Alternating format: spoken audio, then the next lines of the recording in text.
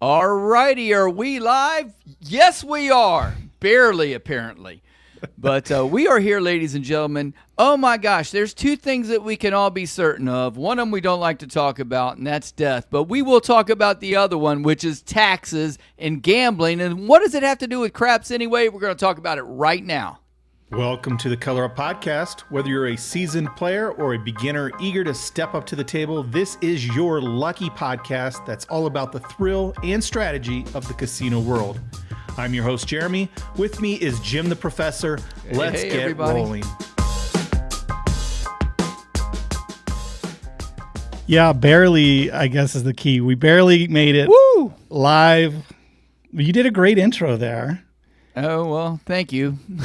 Yeah, you're not as crystal clear because you're on just kind of your webcam on your computer and stuff. Yeah, my MacBook Pro, and and it made me so mad because I was so excited today. I got my monitor in a new place. You see, I'm gazing up because I was going to have my camera right below, and I could look into the camera like I was looking into your eyes, Jeremy. Yeah.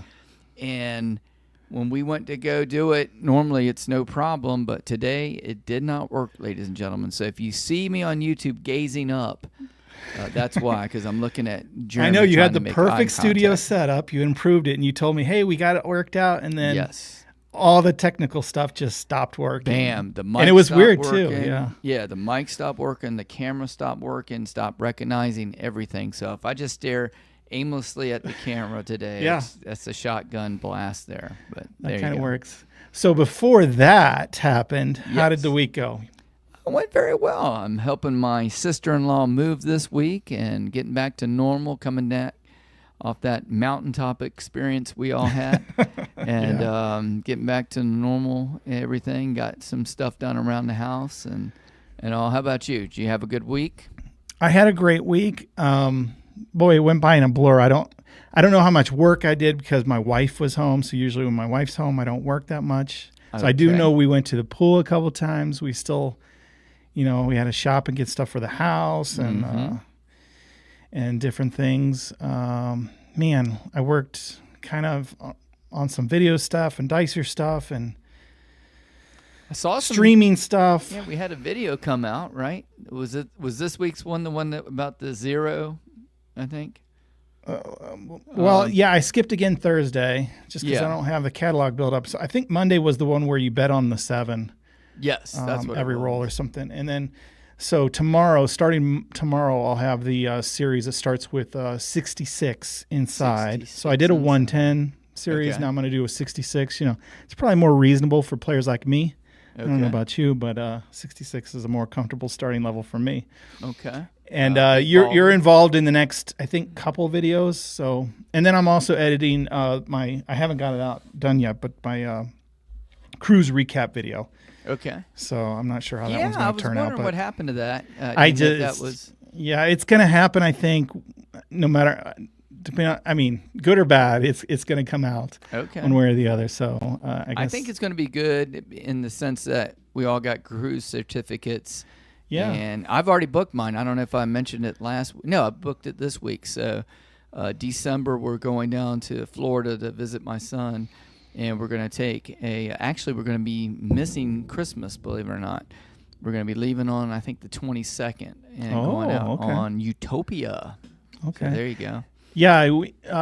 But before my wife went back to work, we narrowed down a list. I haven't called in, but I'm going to call in and see, and hopefully they have the first one available. And we'll go from there. And then my cruise for September, I had a switch.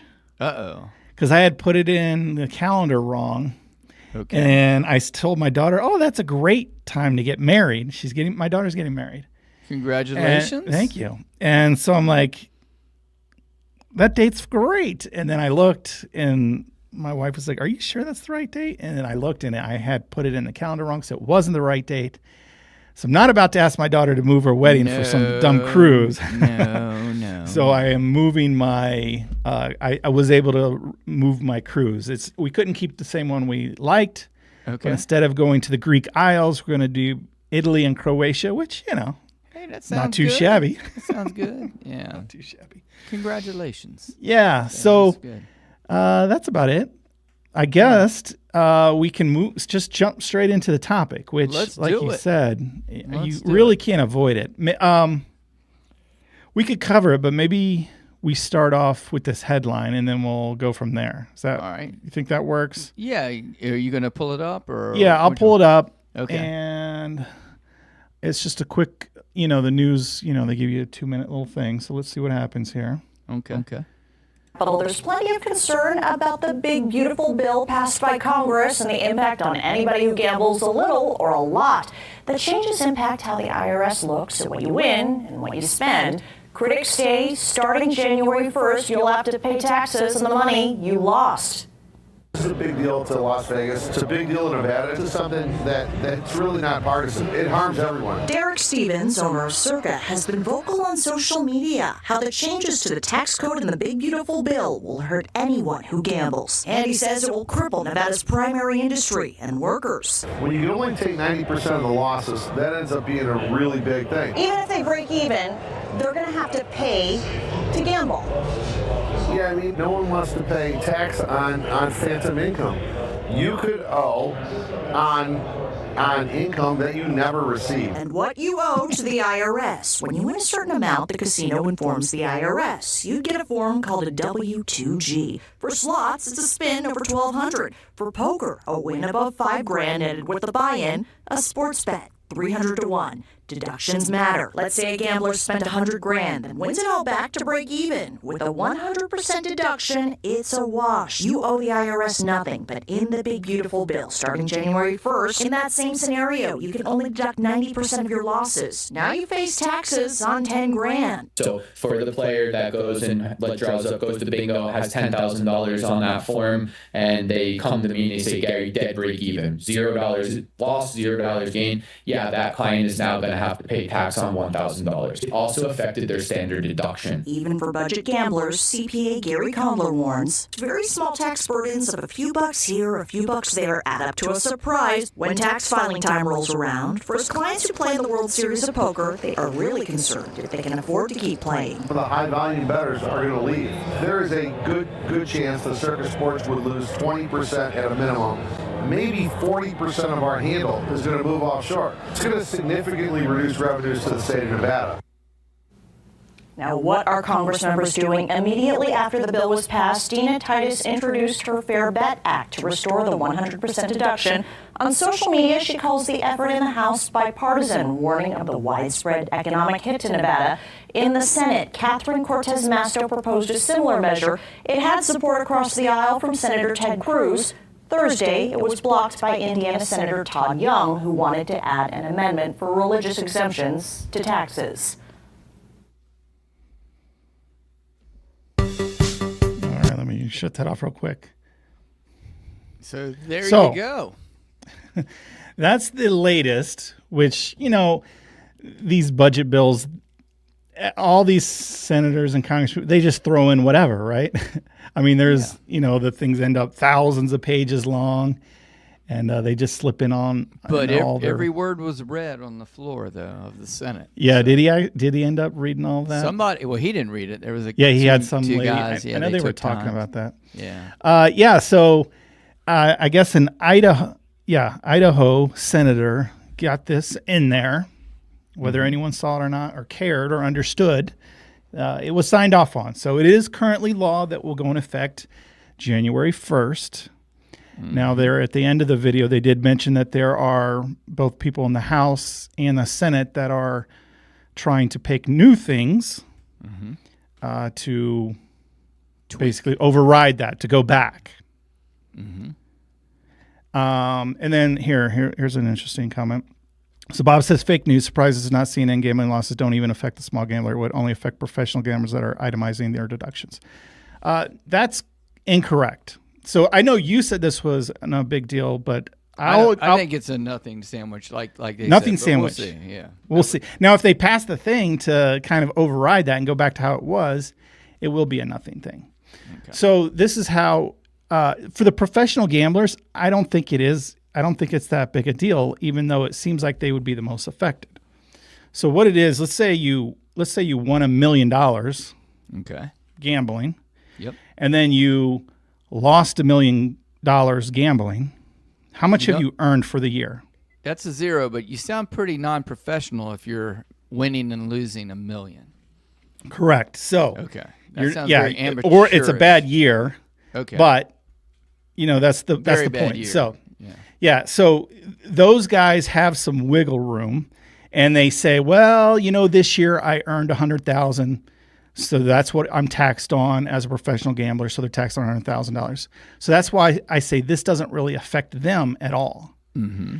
Now, what I think it affects is the small-time gambler, and this doesn't really apply to craps or table games. And maybe I should back up and explain that first. Yeah, go, because it did list 3 tiers there, or 3 little things where it would cause that. Yeah, they kind of, slots are different, and then poker's different, and then table games are different. Okay. So slots, anyone who's played slots at $1,200 win, it's called a hand pay. They come over, they collect your information, they give you the cash, but they report it to the IRS. So now the IRS knows you won at minimum $1,200. Okay. So come tax time, if you don't say, hey, I have this WTG, I won $1,200, they know you received it, so you better report it, or else, you could be in trouble or audited or whatever. Okay. That's simple enough. For the table game player, there is a stipulation where the bet, and it goes to sports betting too, the bet also has to win 300 to 1. So the limit is $600 or more, but the bet has to pay off 300 to 1. So what bet on the craps table pays off 300 to 1, Jim? Not a maybe. How about one of those really old? What's the one where you have the 6 The points? fire bet used to. Fire bet used to. But most of the pay most of the tables have even tables, changed. Yeah. Even if you hit 6 points, it goes to $2.99. Right. And they started paying early. I would say nothing that I've seen or played. Right. So if none of them pay 300 to 1, that's why no one at the craps table gets a W2G. Okay. So what that means is you are never being reported to the IRS. And that's a good thing. Well, anytime we can avoid the government, especially the IRS, is a good thing. So here's the deal. So the IRS doesn't know that Jim the professor won. Or Jim lost. $50,000, okay? Yeah, because they don't report anything. Nah, so they don't know what he won. Now, technically, all players are supposed to self-report and say, hey, IRS, yes. I know no one told you, the casinos didn't report me on a W2G, but I won $10,000 this year, and I would like to pay taxes on that $10,000. Okay. You know anybody who's doing that? No, I don't, Jim. We probably shouldn't say anything. I'm not. And by the way, we're not tax experts. Yeah, not tax experts. Everything we're talking about personally is made up. Yeah, So, these are just hypothetical situations. hypothetical. So you're supposed to self-report. Now, currently, it's not a huge deal because, again, we're not professionals. We're not making money. I mean, we might have a good year, but overall, we're not making money gambling, right? They didn't build these big. No matter what you're playing in a casino, unless you're maybe a poker player, you're losing money. Blackjack, card counter. My sister, as a tax preparer, should I be logging off? No, this is good information. You probably know this. Yeah, she knows this. This is good for next year. But don't listen to my personal stuff. So no one self-reports, but you should self-report and offer to pay taxes. Now, you are allowed to deduct any losses you have up to how much you won. So you won $20,000 this year in taxes or in gambling, but you had, let's start off with you had $30,000 in losses. Okay. So how much did you win? 0. You won 0 or negative 10,000. So you are allowed to deduct 100% of your losses against your wins. You can't deduct a $10,000 loss and say, hey, I won 20, but I lost 30, so I lost 10. You can't deduct more than you lose. Does that make sense? Okay. Okay. So You can, however, deduct 100%. So if you won 20, you lost 20 or more, you say, it's a wash. I have zero now in my pocket because I won 20, but I lost over 20. So your tax bill is based off of that zero. Right. So you don't owe any taxes. Okay. Now you do have to, you can't use the standard deduction. You have to itemize that. Right. Which means you need to be over. Yeah, because you got to have enough deduction to get over that threshold, which I think Bob just put up in there. I'm gonna pull that up. Bob had 14.6 for the single or 29.2 for married couple. Yeah, and so that's where the problem comes into play. Is the standard deduction?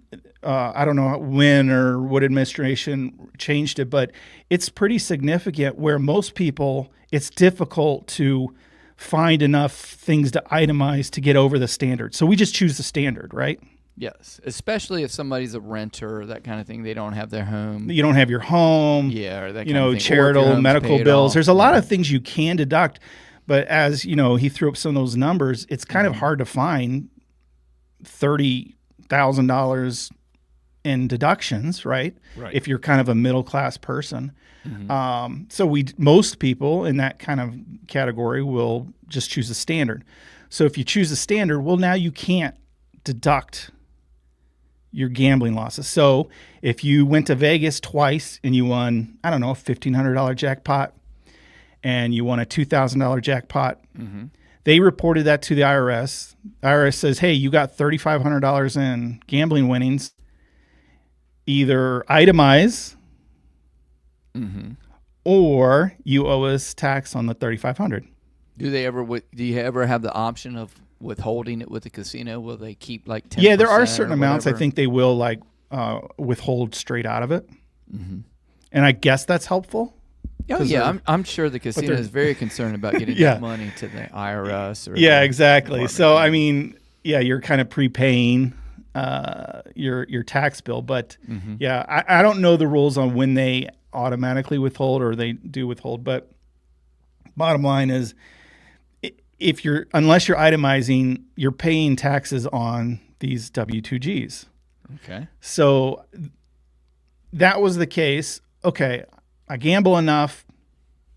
I'm going to itemize my deductions. I can deduct 100% of my losses against my wins. Okay. Well, now, so this rule says, well, now you can only do 90%. So this is a weird situation where grandma, maybe she goes once a month. Okay. And she wins $80,000 jackpots. Woo! It's not unreasonable. You know, I've got a family member I see gamble all the time. He's winning 10 to 15 easily every trip, right? Wow. Not a huge gambler, but gambles enough to do that and gets these jackpots. So let's say you won 80,000. Okay. But no one's a winner at this game, so you've probably lost, if you keep track, you've probably lost, I don't know, 120? Yeah. Right? The normal take on a slot machine is somewhere in the 15 to 20% hold. So yeah, let's say you won 80 and you lost 100. Well, you're negative 20 for the year. Right. Your income is zero. Zero, right. Because you're negative. Your income is money, negative 20. So what should you be taxed on? Zero. Yeah. Well, now this new law is, well, guess what? You can't deduct 100%. You can only deduct 90%. So of that 80, you can't, 8,000 of it you can't deduct. So now you're down to 72. You can deduct. So you pay taxes on the 8,000. 8,000. Yeah, 10%. You don't pay the 8,000. You pay 10% of the 8,000. Right. So they're going to say, hey, you could deduct up to 90%. So cool. Well, I lost 120. I can deduct 72. Okay. But that leaves me with 8,000 that I'm going to be taxed on. Even though I lost $20,000, I've lost money gambling this year. I've lost $20,000, but the government says, you know what? On 8,000 of it, we want tax. And, you know, in the middle income, you're in the 22 to 24% tax bracket. I know each It could be goes up. Yeah, It's it could laddered be up. But 10% would be $800, 20% would be $1,600. Yeah. But it would be part of an overall tax preparation. Yeah. Where at some point, hopefully, you've got more deductions if you're itemizing. Yeah, maybe. Maybe it washes out and you don't actually owe money like you would if you underwithheld your employee withholdings. Yes. Understand all that. Okay. But the bottom line is you're being taxed on approximately $1,600 is your tax bill Okay. for losing $20,000 this year. Okay. Now, you know what they say, Jeremy, a tax, when something's taxed, is that an encouraged thing or is it something when they tax something, they want it discouraged, right? So like the sin tax. Yeah. They tax cigarettes, they tax alcohol. Why? Because at a higher rate, because they want less consumption of it. And it's the same thing for everything. The more you tax something, the less that you get. It's basic econ. So you would think there would be less losing the following year, right? Less losing? Yeah, because you're not going to be reporting it as much. You're not going to be No. gambling as That's the much. point. Yeah. Like it's automatically reported for you. Like you have no option. You're going to be owing these taxes. And the problem is grandma who wins 5 times,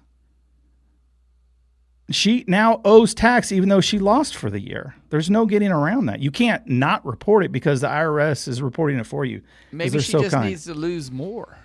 That's the problem. To make up for the difference. That's the problem. You can only deduct up to 90% of your wins. So you could lose $1 million. Okay, but it's based on the wins. It's based on the win. So if you win 10,000, that's being reported. And now you can't deduct. You can only deduct 90% of the 10,000. So now you're paying tax on the 1,000. Okay. Mm-hmm. But you've lost $1 million this year, Jim. That's pretty bad. It's pretty bad. It's another thing to be angry about government about. We certainly have a lot to be, and I don't know this Idaho guy, the senator who slipped it in, what his goal was. Maybe he is using it as like a sin tax or whatever. Mm-hmm. But yeah, I don't know the situation because I'm not in this situation. But you hear talk of unearned income or whatever. Like essentially, I don't know if it's current or existing or they talk about it all the time. I hear people talk about it all the time where like they go, hey, such and such individual owns unrealized gains. Unrealized gains. Yeah. You have your stock. The stock. Your stock price went up, but you didn't get the money out. You didn't sell the stock, and they want to tax you. But we want to tax you anyway Yeah. because your stock went up 100,000 this year. We want to tax you, even though if you don't withdraw it, and then next year or tomorrow it could just bottom out and you go to zero. Yes. But you already took the tax out because that's one of the another thing I don't like about government when they start talking about that. I don't know if that's a thing in place or not, or it's just a conversation that pops up. It's a conversation that pops up from time to time. I Yeah. don't think there's It's anybody insane. doing that now. It is exactly what they're doing now with gambling. Mm-hmm. So they're like, I don't care if you lost $1 million. Mm-hmm. You're getting taxed on 10% of whatever you won. Whatever that win. Yeah, whatever the win is. We're not going to allow you to deduct it. I don't know. I listen, they'll pass another thing. You think it's going to wash away? I don't know where that was the owner from Circa that was talking. Yes. He's pulling these numbers out of his rear end where he's going to lose 20 to 40% of his business. I'm sure that's just made up, but I don't know. He's got people. He doesn't want any. Yeah, he's got professionals that go there. It's right. not just, he doesn't want any barriers between him and gamblers, and this is a barrier because now you got to think about it. Like, dang, I could, no matter how much I lose, I'm still paying 10%. Mm-hmm. And the casinos are reporting me, so it's not like I can hide it. Yeah, it's very strange. Go ahead. I think it's very strange that they just chose that 90%. And let me ask you this: do you think most professional gamblers were doing a really good job at reporting anyway? And maybe there was like nobody making any money at professional gambling because I know a couple of the articles that I read, they were like deducting expenses like for business expenses, a hotel, the rental car, the lodging, that kind of, all that kind of stuff. So maybe whatever in this guy's state, he just felt like people were getting by or something. I don't know. What was his axe to grind or her axe to grind on that one? Well, that's why I say I don't think this affects the professional gambler, because I think they have some wiggle room. Some of it's reported. You know, if they win at the WSOP, you know, there are certain standards. It's getting reported. But these guys are playing cash games and local tournaments.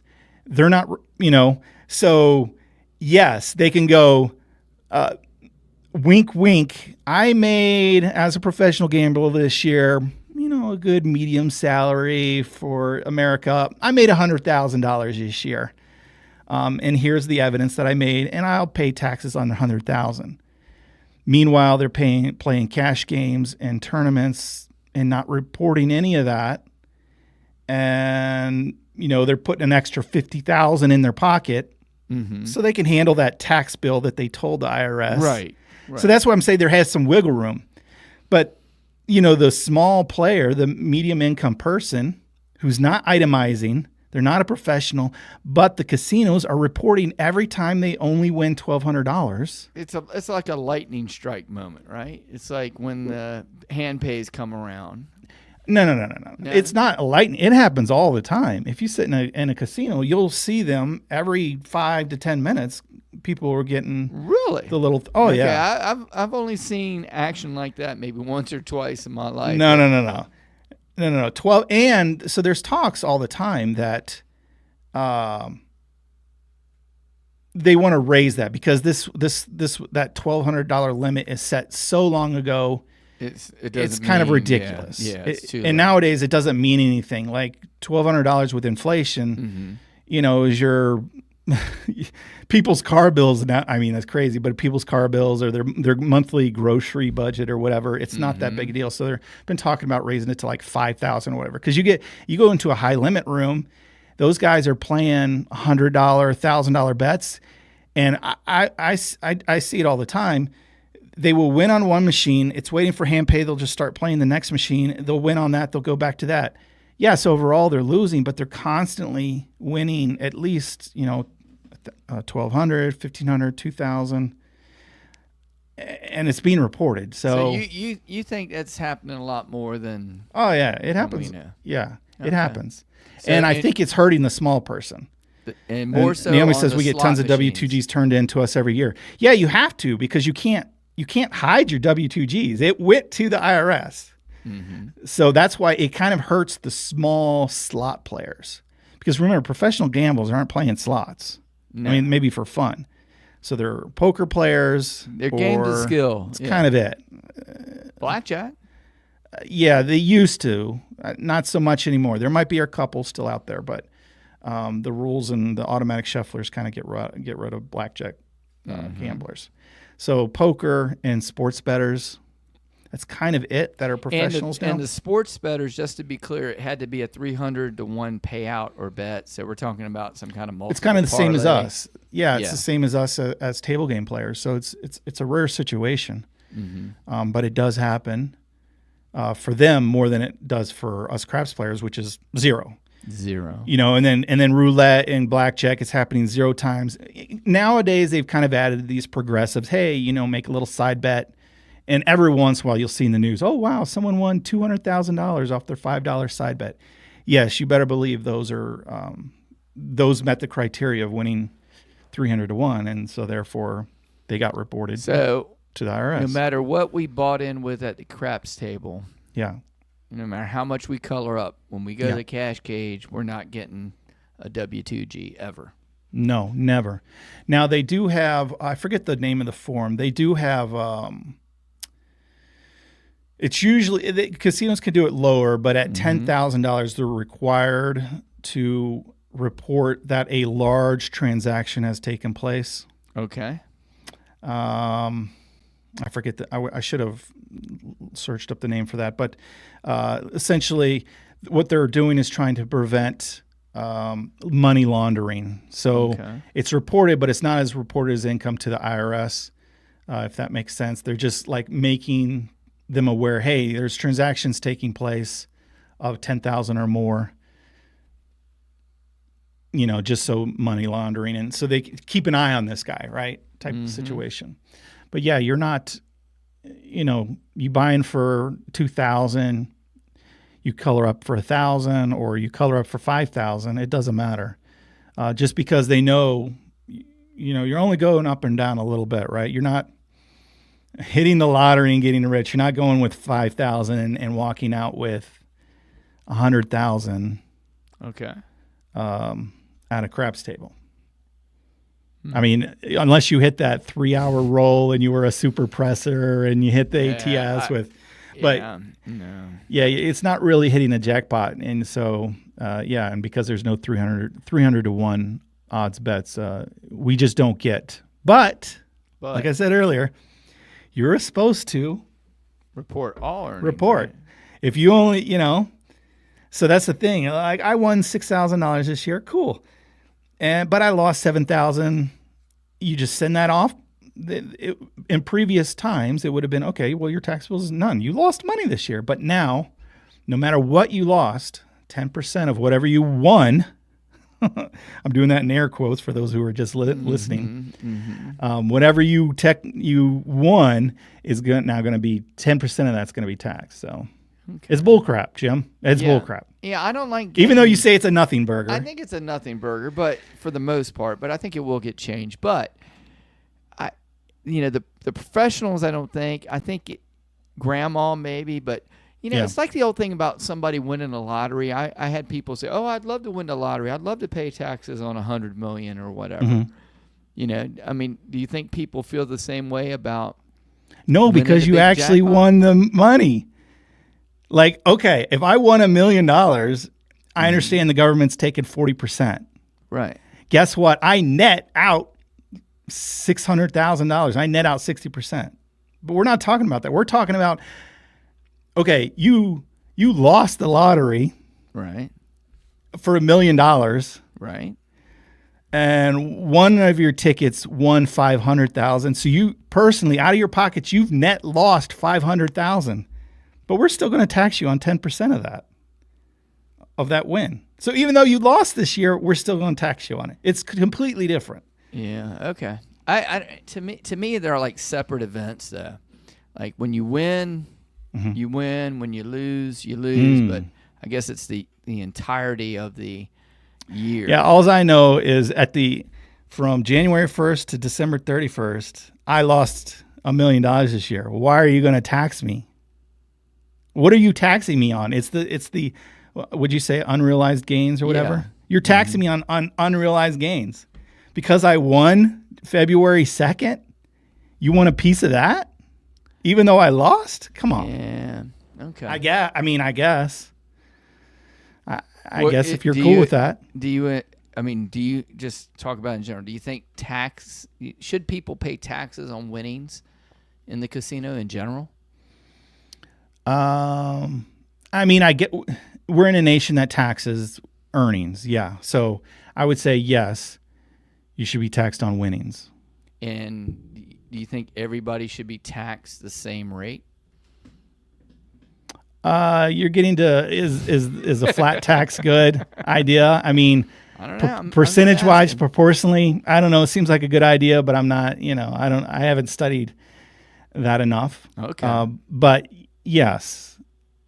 I mean, if I go in there and I pull the slot machine and I win $100,000, and then Joe Blow, who happens to be a businessman worth millions of dollars, he goes in on his vacation, he pulls and gets the same thing. Should we pay the same rate? Yeah, I would say, yeah, we should. Yeah. Yeah, I'm kind of in agreement. Doing the same thing. That's not the question, though. The question is, because how it's set up is we pay taxes on a per year basis. Right. So just take gambling out of it. Let's say you run a business. Okay.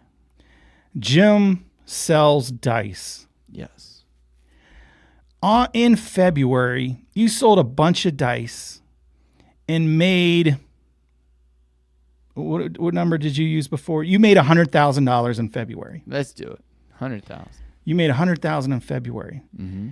They tax you. Yes. Right in February, they go, okay. They don't, but Well, they we do sales want tax 20% for the consumer. Well, yeah, the consumer and you pay taxes ahead of time on all your stuff too. estimated taxes. But let's say you know 20% of that 100,000 is your theoretical tax. So in February, you made $100,000 profit with your business. The next 10 months, no one bought dice from you. Okay. You have to kept buying supplies, Paying employees and paying employees. the light bill. You something burnt down. You had to replace a warehouse. You lost $2 million operating the business. operating costs. Yeah. Your business should be taxed on the 100,000 you made in February, or should they look at the year in whole where you lost $2 million minus the 100,000? Well, I'll get you on that, but is there a difference in operating a business and gambling? You know, one's a recreational activity. Okay. One's No, yeah. No, if you're saying it's cool to do that same scenario because it's done as a thing of pleasure, I mean, I guess that's your stance. I don't know. I'm just trying to figure it all out. Like I said, I think it's going to be. It's money out of your pocket. Dang it, your wife's not going to be too happy. Honey, I lost $100,000 this year, and the tax wants to take more. They want to tax me because I won back in February. Mm-hmm. So not only did I lose $100,000 this year, honey, now we're going to pay more in taxes because I won. I happened to win. I had a good month in February. Okay. Yeah, I know. We can't pay the rent or retire this year because I lost $100,000. But you know, because it was pleasure, it's cool. It's cool. I got taxed in February. Yeah, I don't know. You're taking a stance on both sides. Like what? Yeah, I don't know. I'm just trying to get a little discussion yeah. going there. No, I love the discussion. We should probably open up to people, right? Yeah. Anything I covered? Hey, don't forget we got a number, right? Do you got your phone with you? No, I can probably make this happen. Yeah, this I can make this is going to be happen. crazy. This would be good. Yeah. This would be one, if anybody had an opinion, this would be where they'd want to share. All right, let me, let's see. Of course, I got my how do we do monitor this? Bluetooth. way in front of my thing. Can you pull up the number? Yeah, I can read it. Roadcaster. The number 678, and I'll pull it up on the screen in a little bit, I hope. Yeah, go ahead and pull it up. Let's see. How do I pull it up? Here, I can do it. Let's see. Banners. It's under banners. Show the number. There you go. There you go. So our number again is 678, the number 723 1112. And you can call in and give your thoughts on whether you think this is a nothing burger or if you think this is going to majorly affect 40% of the business at Circa. And if it's 40% of the online betting at Circa, the big pros, Las Vegas is going down. Well, he said they would move to Yeah, they're going to go offshore. So 40%. You know why? Because they don't report and they're illegal and blah, blah, blah. They're not playing it by the books. Yeah, but they're also not reporting. You know, they're not taxing these people. So Ricky says, just refuse to use your player's card. Again, a table game's not an issue. You might as well use it because you're going to get comps. At a slot machine, you cannot use your player's card, but if you win $1,200, they're coming up to you and you have to fill out your information because they're going to send it to the IRS. I mean, I guess you could. I don't know what the legality is. I guess you could write in someone else's name and write a fake Social Security number and cross your fingers. They usually check your ID as well. Yeah, when I've gotten... Or else they won't pay you. Yeah, when I've gotten money out of the cash, I know cash is different. Cash cage is different, but when I've gotten several $1,000s from the cash cage, they've asked me for my ID.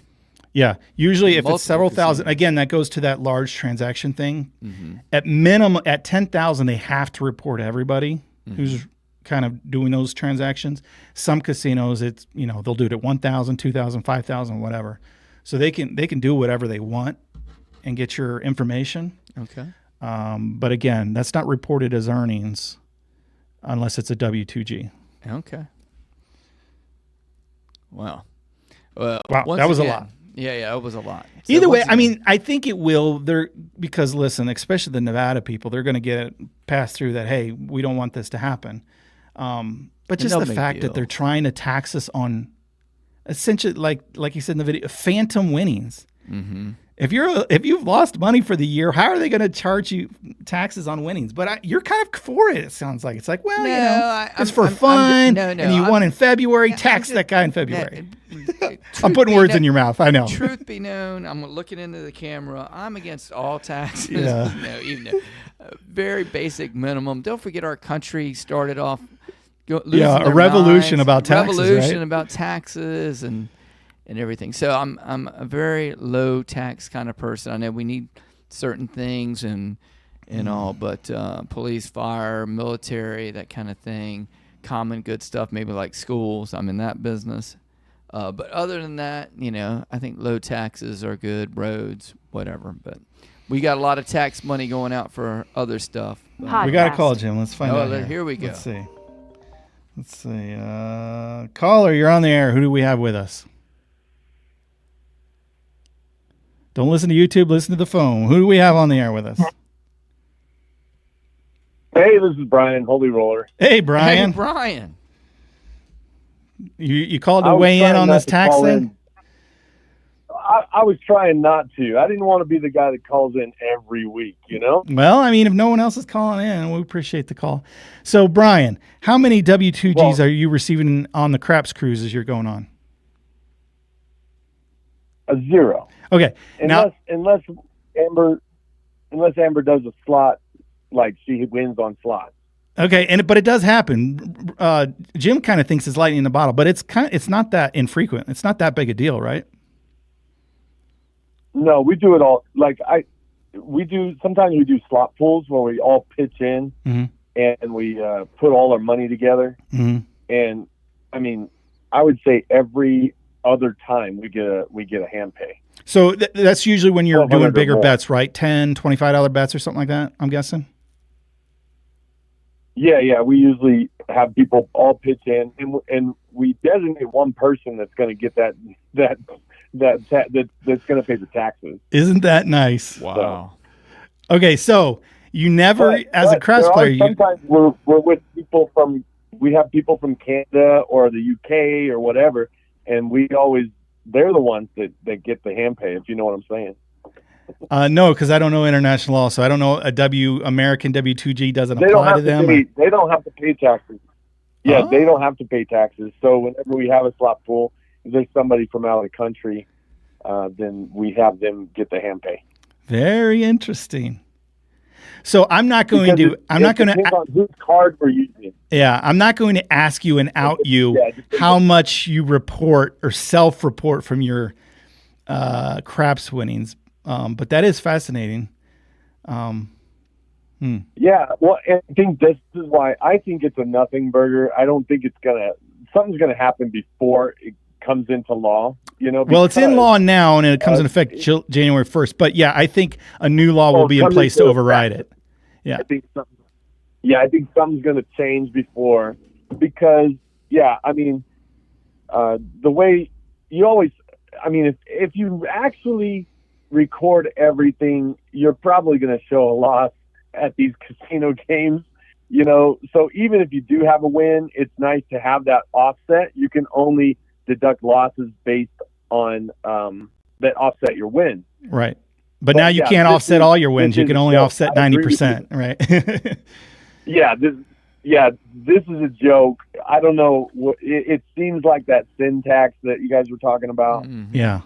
But when it comes to taxes, and this is why I called in, because I think that the IRS code actually, if you read it, this might be a weird way to say it, but I'll say it's like they punish people that don't have businesses. Yeah. So everybody should have a business. Like, create a business, have a business, and that's why I called in, just to say, hey, if you don't have a business, start a business so that you can itemize. So everybody should itemize, in my opinion.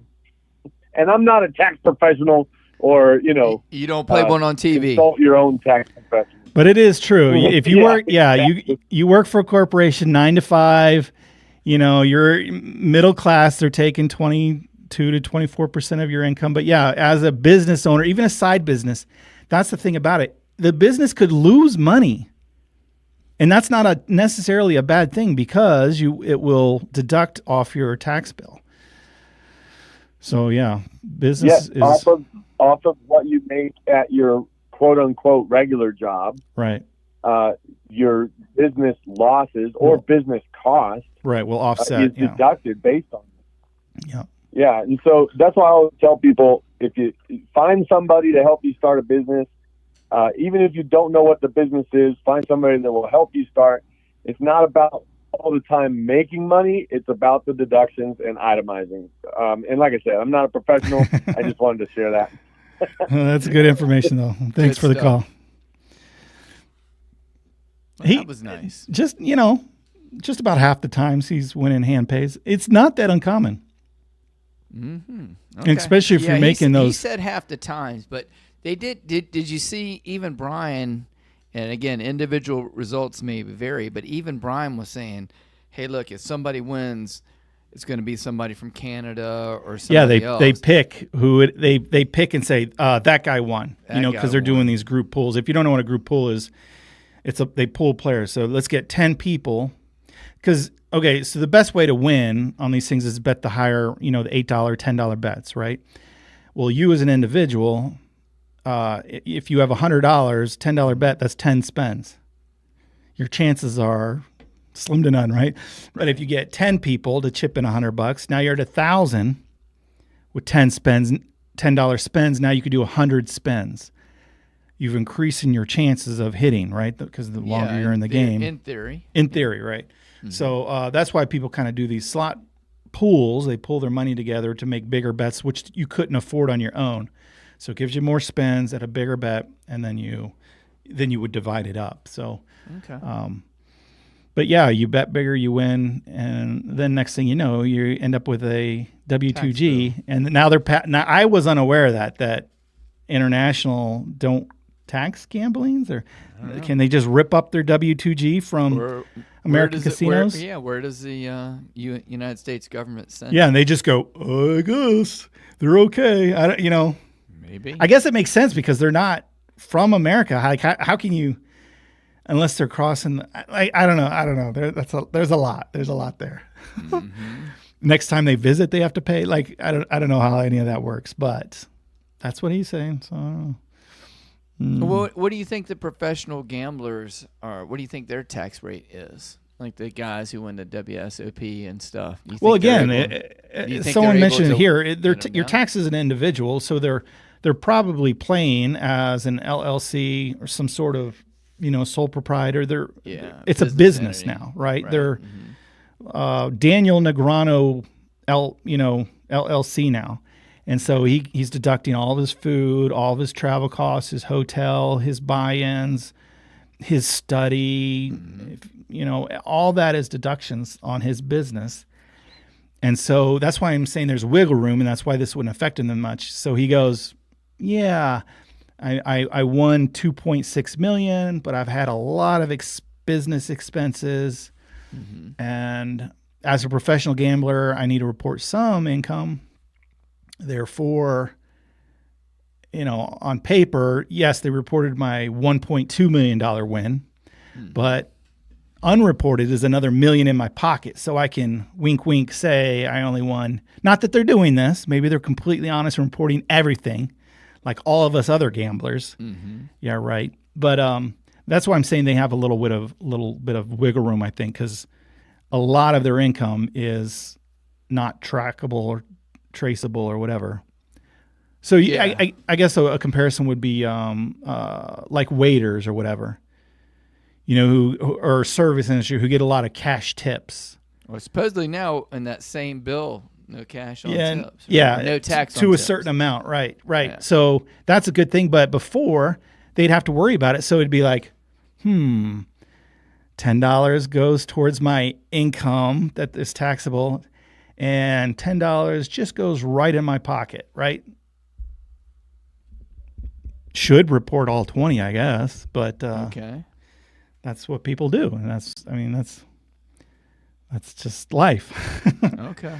Now, I've been keeping an eye on the chat, and a lot of people were agreeing with having the Anthony, Bob, Wary Buyer, Ken, and Ricky, that we should all have some kind of LLC or some type of business to go ahead and try to itemize up. Now, do you think maybe next year before DiceCon, each individual should establish their own LLC? Well, Jim the Professor, Gambling Ventures. I'm pretty sure you can't do a business and then deduct all your gambling losses because gambling is recreational. Okay. Again, not a tax attorney. Don't play one on TV. Yeah, I'm pretty sure you're not going to be able to go, that was a business expense. Now, even for me, my business is gambling. Your business is not gambling. Well, no, correct. But I have to gamble in order to sustain my business. You have to do what now? I have to gamble in order to operate as a business. If I never gamble, I mean, I could just play on my play table here. Right. But a lot of it is playing in a real casino or filming it or reporting back what I win. Okay. What I'm saying is I am an LLC.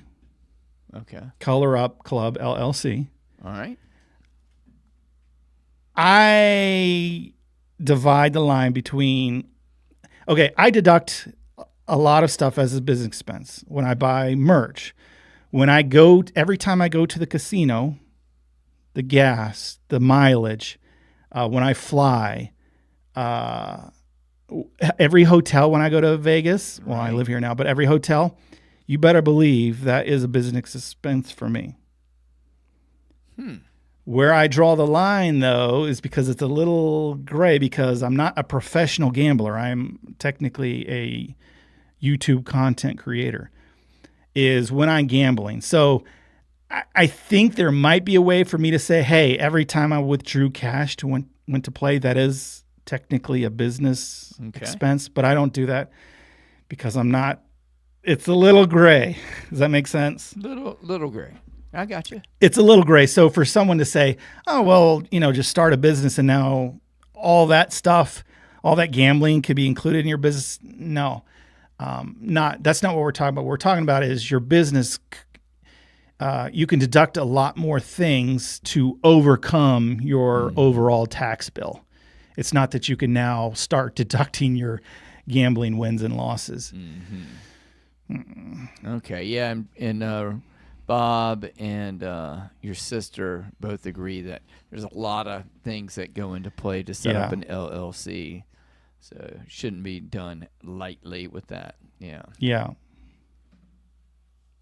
Let's see here. Yeah, Holy Roller does the same thing. He keeps his bankrolls as separate accounts outside of the business. Yeah, if you got audited, it's to pull that off. I mean, it's one thing to be a professional poker player and say, hey, listen, I have to buy the tournament entries and I have to spend $5,000 for every cash game that I log into to create my income. That's one thing. But to just say, hey, I lost in gambling and it's part of my business, that would be sweet for me. Yeah. Because I would be picking up a lot of extra deductions because of all the gambling losses I did this past year. But that's a little tricky. Yeah. So, again, for most people who are listening and watching this channel, probably what percentage of them do you think this we're mostly craps fans, right? I mean, we're a craps dominant channel. Right. That's what Color Up's all about. And so this is zero factor because you're never, ever getting a W-2G. Unless it's funny Brian mentioned my wife, Amber, right? Because a lot of spouses or, maybe you dabble in slots every once in a while. Yeah, you're going to end up with a W-2G. And bottom line is, unless you're itemizing, you're paying tax on that sucker. Unless you keep track. But then even if you keep track, now you're only doing 90%.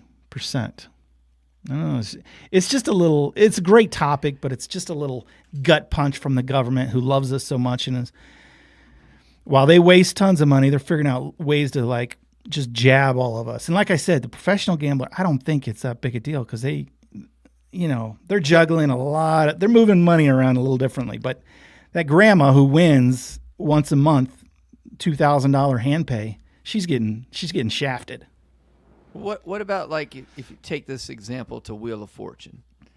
Okay. You win nothing, and then you win $6,000 in the third round, and then you win nothing, and you don't make it to the bonus round. Are they paying? I guess there's no. Yeah, there's no losses. Yeah, there's no buy-in on it. Never Yeah, there's mind. no buy-in. That was a dumb. Yeah, you gotta have some skin in the game. Yeah, that's why it's different. That's why it's different than hey, you won the lottery. Mm-hmm. Yeah, it sucks. I don't think 40%. That sucks, but hey, you're still net up 60.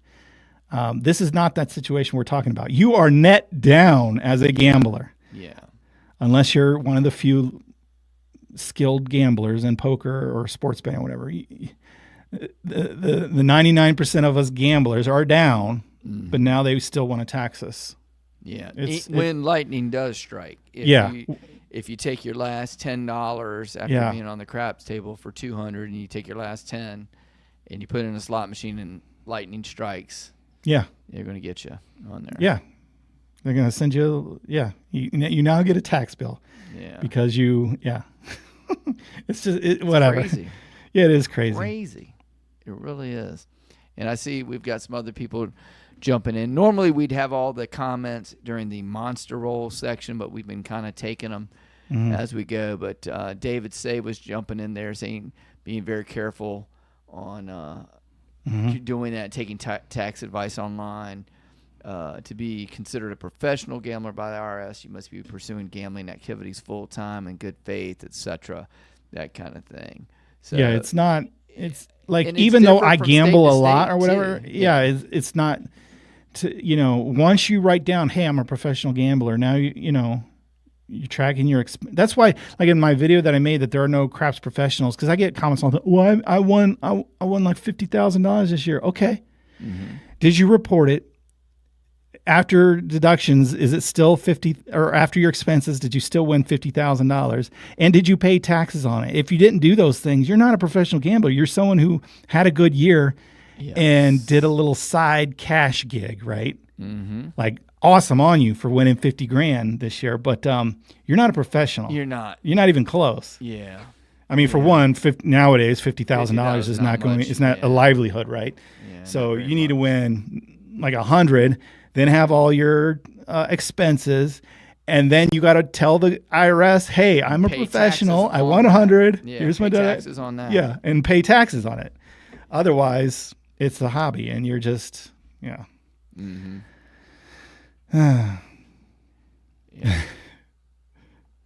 They're interestingly enough, this was kind of topical. There's a guy who approached me and asking about, he gives tax advice or whatever. He's like a tax professional about gambling, and was asking questions about sponsoring my channel. So I don't know. Maybe I'll talk to him.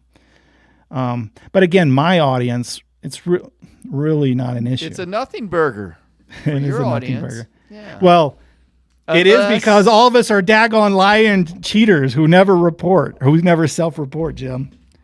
I know it's not much, Jim, but I know you gambled $5,000 this year. Yeah. You should tell the government. You should tell the IRS about that. Not that you don't. No. We're not going to talk about it. Hypothetically. But it's funny. Like, you don't have to report if you lose. But the moment you win a little bit back, now you have to prove that you can report. Offset it. Yeah. It's just crazy. Yeah. Yes. Yeah. What a great country we live in. And I'm not complaining. I'm just saying that's the rules we live under. My buddy Gary's checking in. Hey, Gary, only a government could devise a scheme like this. Maybe they're going to use the taxes to pay down the net. Of course they are. Yeah. Of course they are. Yeah. When the bottom line is 10% of 100,000 is 10,000. So that's what you could be taxed on.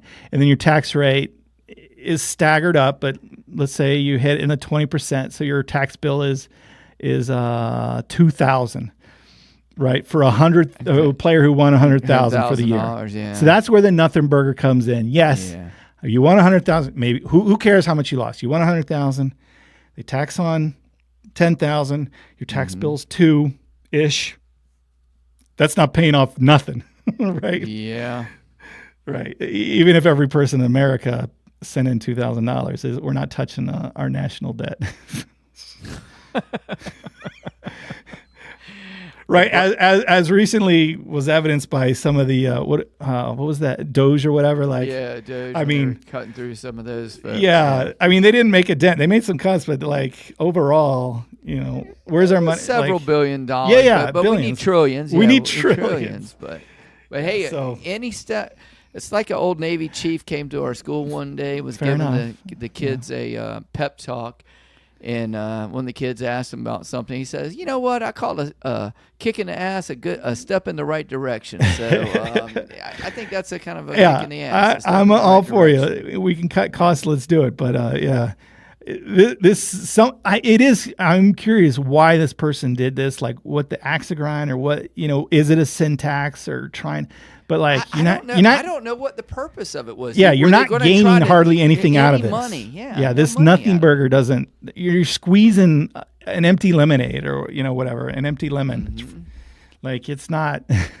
This one was kind of funny. Durso, our buddy, who's in all kinds of craps communities, and you'll see him on a number of different programs. They need an Augusta rule gambling. 14 days a year you can gamble and win for free. No taxes there.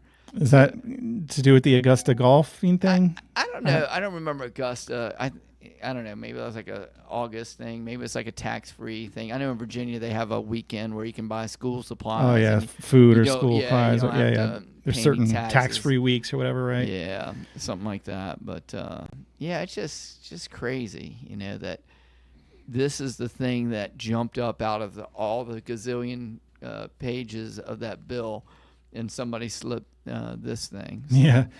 Yeah, Dursel, he asks, only gambling losses can offset gambling wins. That's correct. And you can't offset more. Like, you can't say, hey, I had a loss this year. And so I want to deduct it off my personal, right? That's not how that works. No. So currently you can only deduct up to 100%, but now this new rule in place, you can only deduct up to 90%. So it's just a little. Oh, got some clarification from our buddy Duracell. He's coming in. So the Augusta rule is how Airbnb got started. You rent your home for 14 days a year and not report. There we go. Interesting. So thank you for the clarification on that. On there. Don't forget, if you got an opinion like Brian and a belly button, you can jump right to the front of the line because there is no line. Call us at 678-723-1112. But yeah, that's when people start talking money, people start yeah, it gets people's attention. Even though going. You're probably more accurate that it is more of a nothing burger than it is something. For one, I think they'll pass a new rule to override this, and for two, the thing I don't like about it is I don't think it affects the pro gambler, which is very few. According to Derek, he's thinking 20 to 40% of his big business is because these grandmas play, they come in and play $10,000 all the time. So you really think there's this army of senior citizen grandmas who are just Jim? Yes, that's who they call these slot zombies.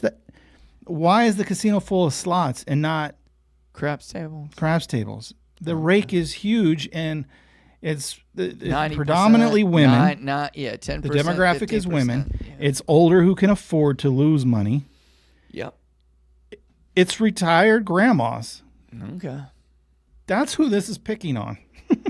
But every time I get something, every piece of marketing shows some hot sexy chicks, guy and a girl, and they're rolling dice, right? They're rolling dice. Most of the ones I get are rolling dice. Or if they're around the slot machine, they're pulling. But rarely is it slot machine. It's usually rolling dice. They're so much fun. But yet when you go to the casino, right, you've seen those videos where people are going, they're like drooling, like hitting the thing over and over and over again. It's just like $1, $2, $5, $5, over and over and over. And you win millions of dollars. Spend for $1, you win 30 cents. It's just crazy. Yeah. And 1 out of 100 people wins the hand pay or whatever. Now, you were with me at DiceCon when I actually played slots at 2 different casinos. Yeah. And you saw my success and with it. And it's just, I've never won anything ever with slots. It's been in the pennies, if that. You just got to play more. Yeah. You got to play more and bigger. Okay. I venture to say you've probably never put $2,000 through a machine. No. Scary to me. No, I would never do that. Yeah, but people do it, and I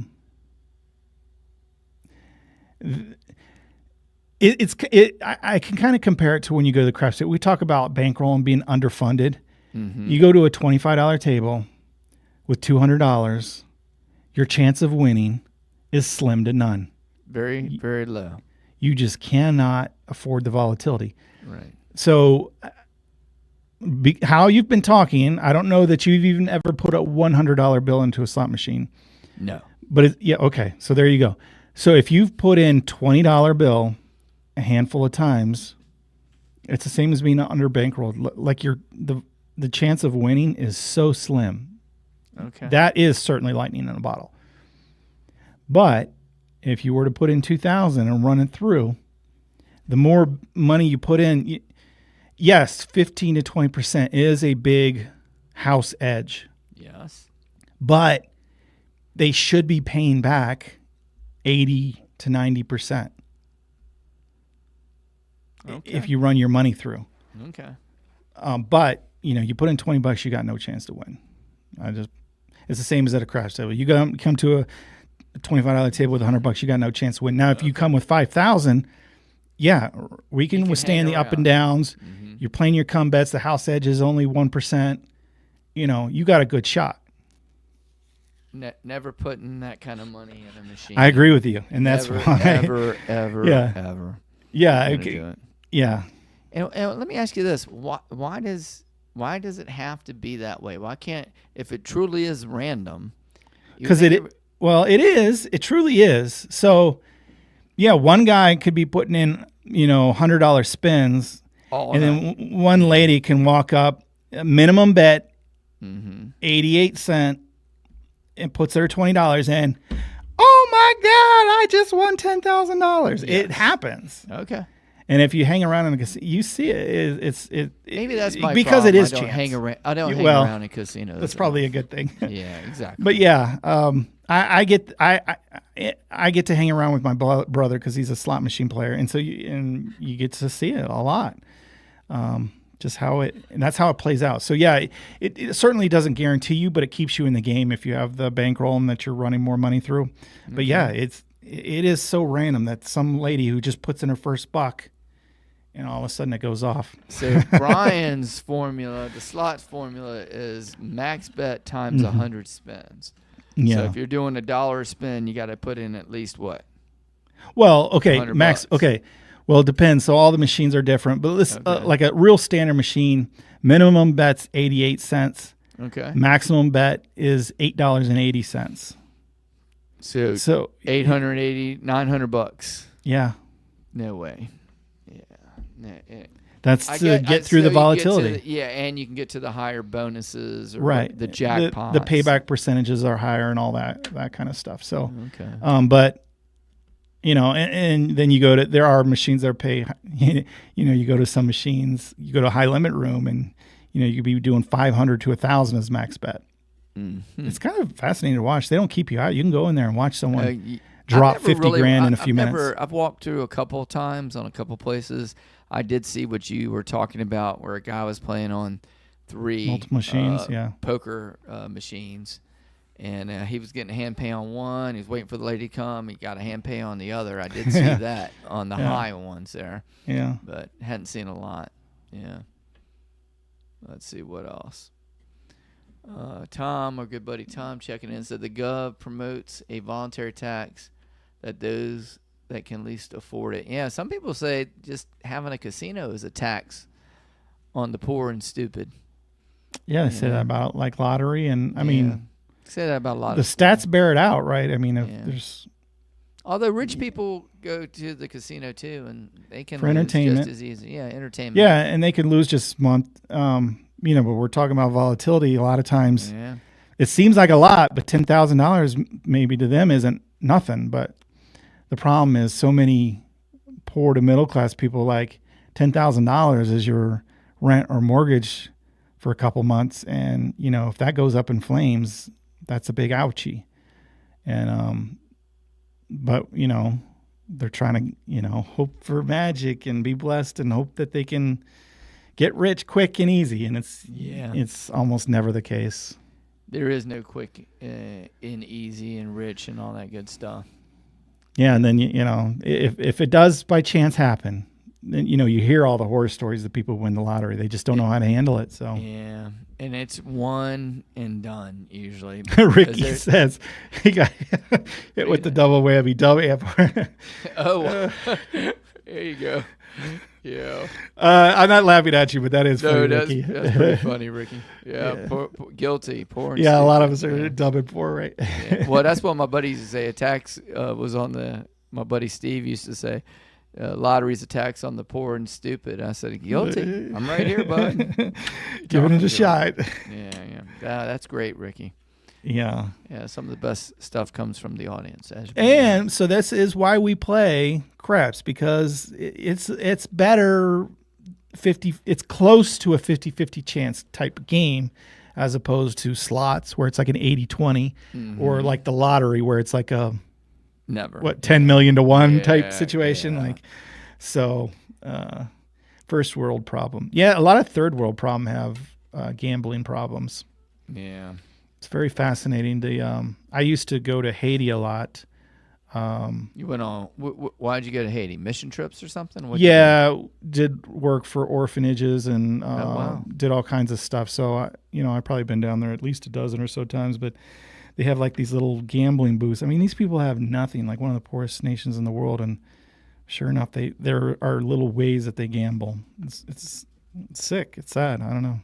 But, yeah, Haiti's another one right now where it's just for years has been just this big mess, and they've never been able to like really work. And it's funny, isn't Haiti the one that's on one side of the island? It's Haiti, the Dominican Republic. And Hispaniola is the whole island, but one side of the island's pretty, prosperous compared to the other side. Yeah, they have areas that are. Yeah, it's just the weirdest thing, on the same island.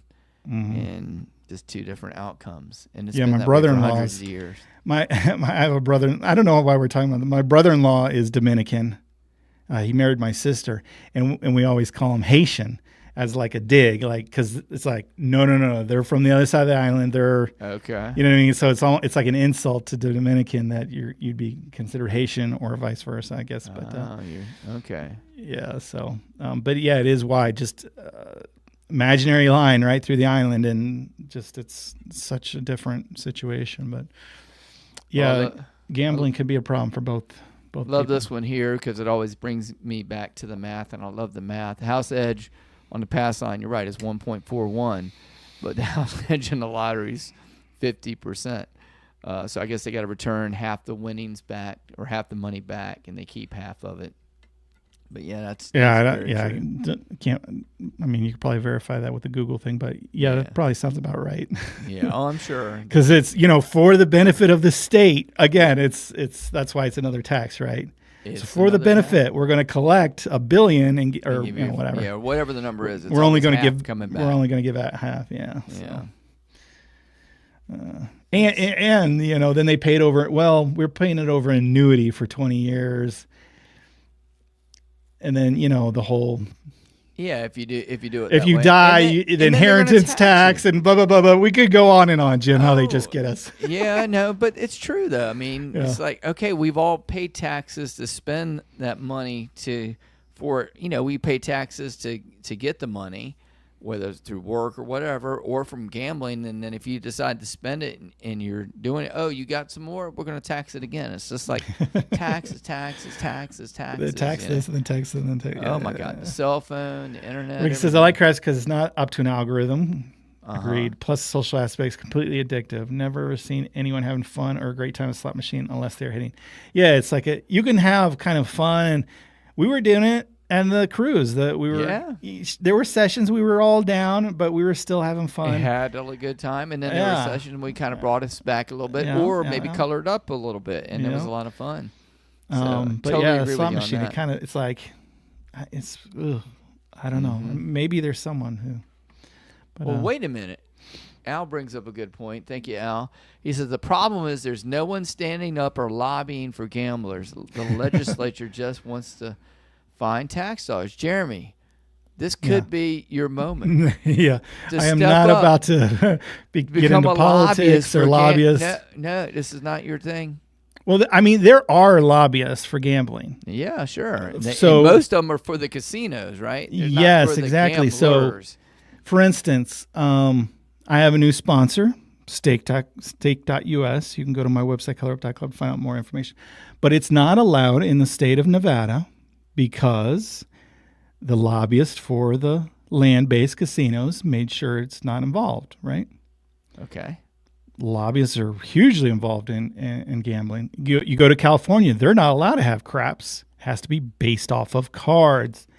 Why? Because the lobbyists and the tribal casinos in the state are all back scratching, right? And that's the concession they make. Okay, no dice. So you can only be a tribe to have gambling institutions, right? Okay. As opposed to just Jim can't get a license and so it's open a thing. It's competition. Yeah, whatever threatens you, right? You get a lobbyist and you jerry rig the. I don't know if that's a bad term. I think I don't know. Okay. You rig the system, right? That's what politicians are famous for. Right.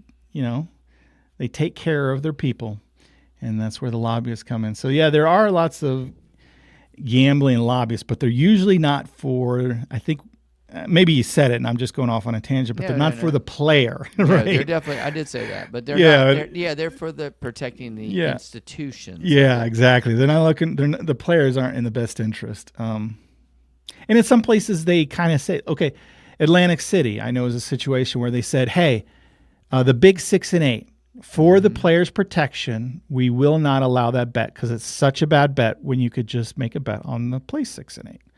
Right. So I guess that is a situation where they looked out for the players' interest, I guess.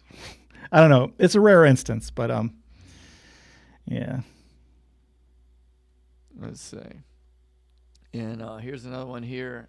Alex says, thanks for bringing this. Looks like Jim does not understand how this hurts a small player. I do. Well, hey, I'm still trying to. It's just nibbling and crawling at the small player. I'm still trying to figure out, Al. I'm not against it. Like I said, he's against taxes. I'm against taxes, so I'd like to see none. He'd sign up for the next revolution, right? Yeah. We've had a lot of that experience here in Virginia. But anyway, I'm still trying to figure it out. But yeah, I think it's going to get changed. Yeah, I still don't see it's not going to affect me because I'm not going to be playing slots. For one, no W-2Gs. Yeah. W-2Gs. I'm not. But you're self-reporting, Jim, and now you can only. Every person is, Jeremy. Yeah, I know. We're all self-reporting. We're all self-reporters. 2, I'm not an online sports guy where I'm betting.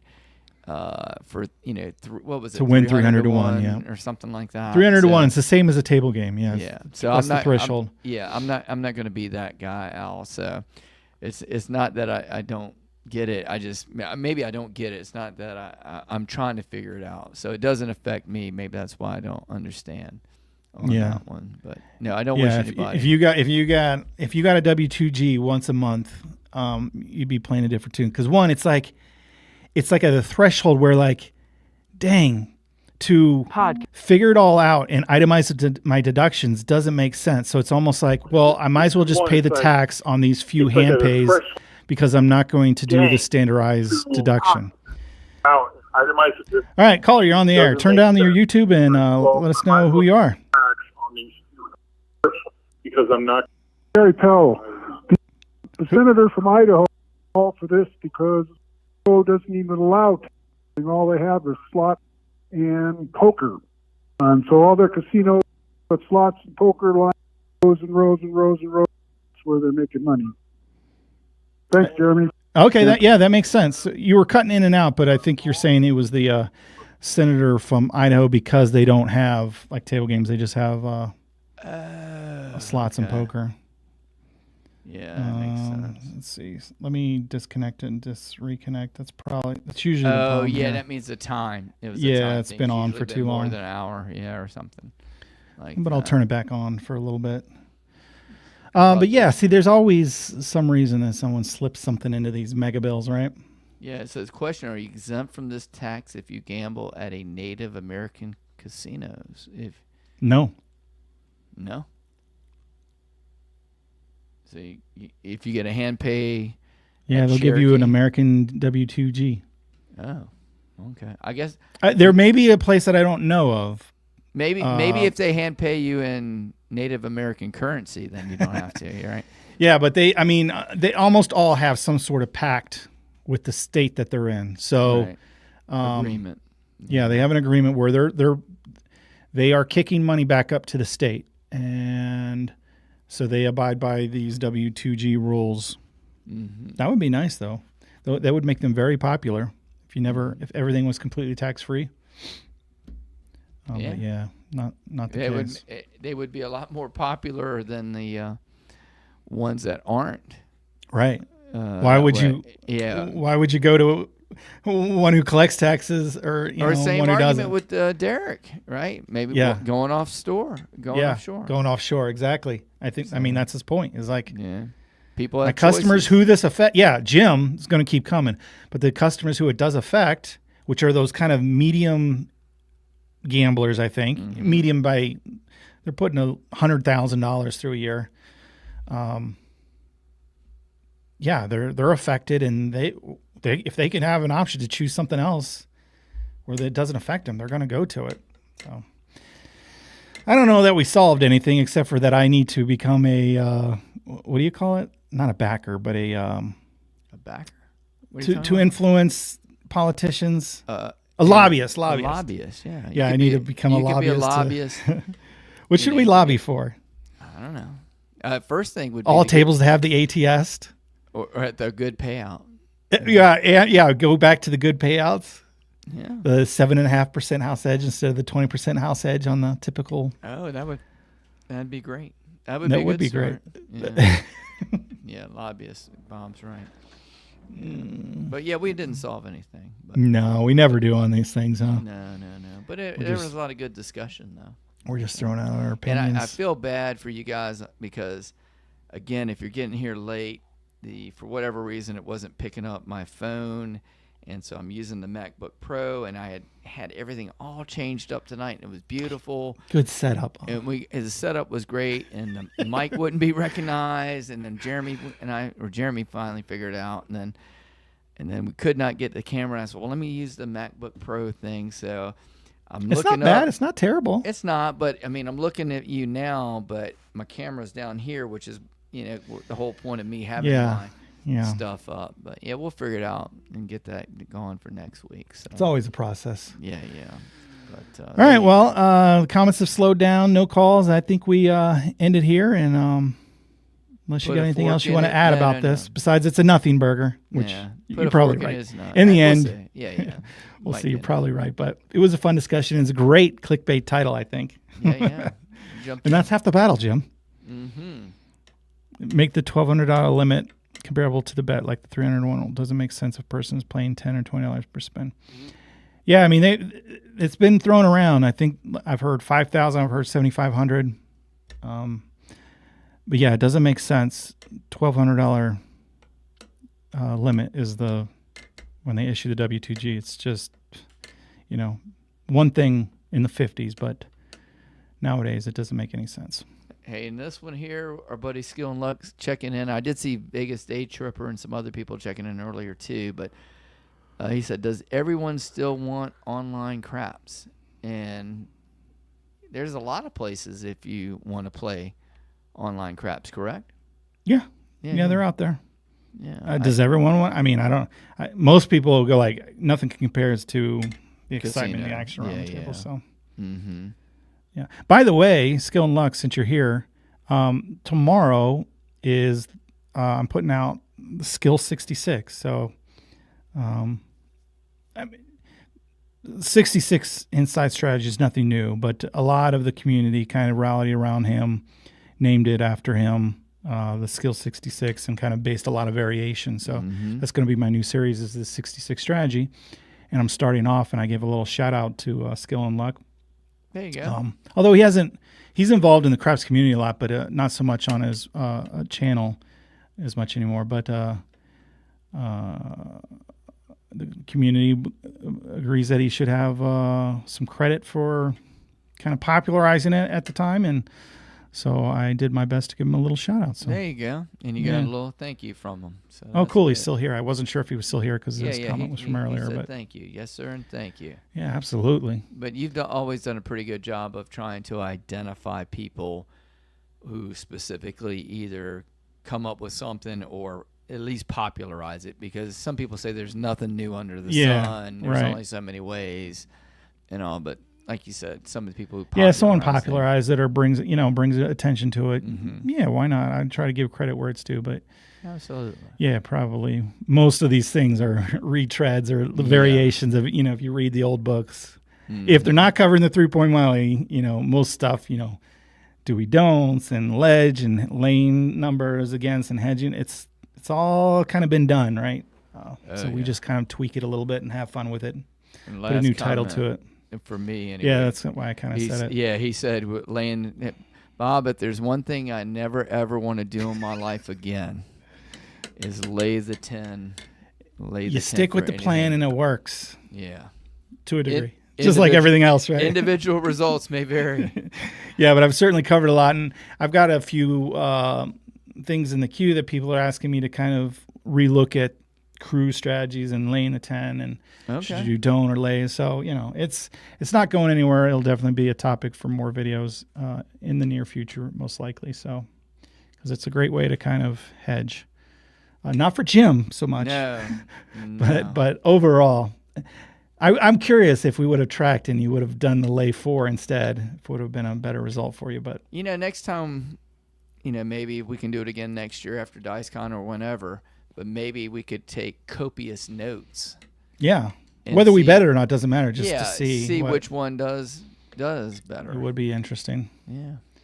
Yeah, it is a more expensive way to protect your bets than the don't pass or don't come. But yes, you get to choose the number, and supposedly there's only a couple dice combinations that'll get you. And a couple 3, and they do.